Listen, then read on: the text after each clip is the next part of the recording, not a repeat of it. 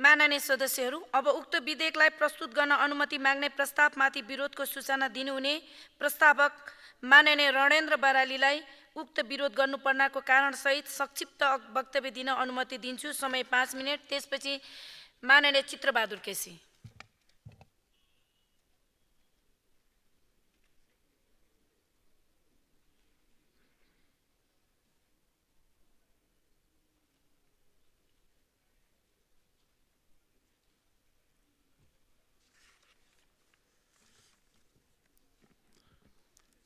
सम्मानीय सभामुख महोदय, आर्थिक तथा व्यावसायिक वातावरण सुधार र लगानी अभिवृद्धि सम्बन्धी केही नेपाल ऐनलाई संशोधन गर्न बनेको विधेयकको विरोधमा सूचना प्रस्तुत गर्न म आइरहेको छु।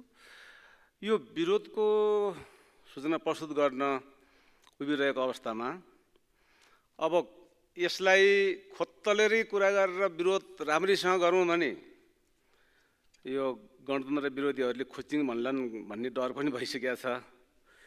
यहाँ मैले जतिसुकै तुक र तर्कका सृजनात्मक र रचनात्मक किसिमले विरोध गरे पनि आखिरी एउटा कमा एउटा बिन्दु समेत थप घट नभई हुन्छ र हुन्न गरेर पास गरिन्छ।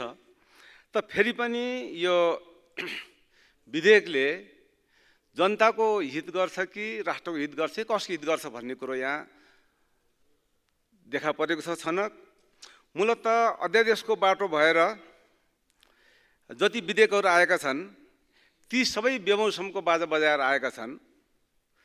कमिला हिँडेर पनि आफ्नो गन्तव्यमा पुग्छ, तर जब कमिलाले उड्ने चेष्टा गरेर आफ्नो गन्तव्य पार गर्न खोज्छ त्यति बेला कमिलाको जीवन अन्त हुन्छ। यस्ता किसिमका स्वेच्छाचारी विधेयकले त्यस्तै कुराको इङ्गित गर्छन्। खास गरौँ भने यो खास गरी यो विधेयकले नाफाखोरहरूको, कमिसनखोरहरूको मात्रै होइन कमिसनदाताहरूको विषयमा मध्यनजर गरेर यी विधेयकहरू आएका छन्। जसरी आर्थिक तथा सामाजिक वातावरण सुधार र लगानी अभिवृद्धि सम्बन्धी केही नेपाल ऐनलाई संशोधन गर्न बनेको विधेयक जुन यो दफा 19 को उपदफा 2 मा रहेका रुग्न भई बन्द अवस्थामा रहेका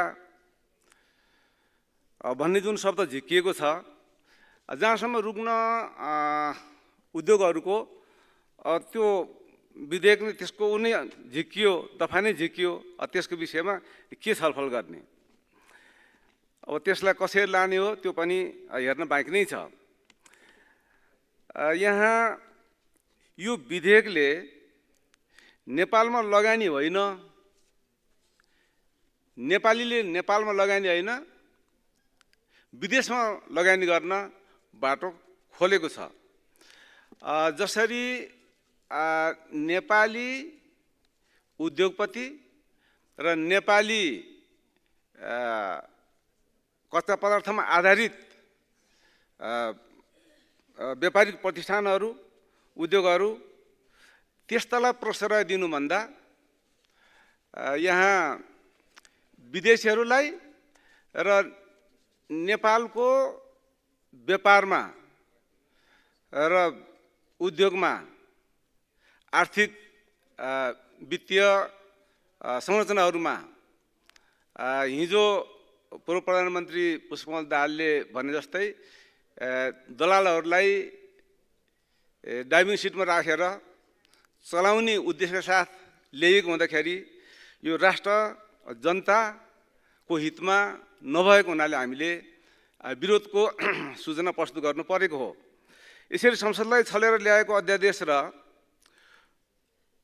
सोको प्रतिस्थापन गर्न आएको विधेयकले राष्ट्रको हित नगर्ने र संसदीय मर्यादाको हित विपरीत कार्य गर्ने भएको हुनाले यी विधेयकहरूलाई राष्ट्र र जनताको हितमा ध्यान राखी व्यापक बहस गर्न जरुरी थियो।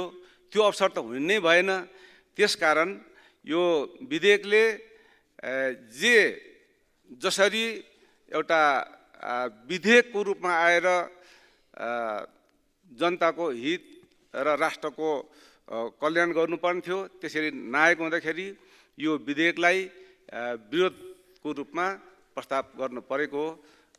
त्यसकारण यो विधेयकलाई छलफलमा लाने वातावरण त हुने स्थिति छैन, तर पनि राज्य पक्षले सरकारले गम्भीरसँग जसरी विरोधका प्रस्तावहरू अस्वीकृत प्रस्तावहरूमा छलफल भए, विषयवस्तुहरू उठे, ती सबैलाई गम्भीरसँग लिनुहुनेछ र सिङ्गो राष्ट्रकै र आफ्नै पार्टी र सरकारको समेत हितलाई महत्त्वपूर्ण रूपले ध्यान दिनुहुनेछ भन्ने सुझाव राख्दै म बिदा हुन्छु।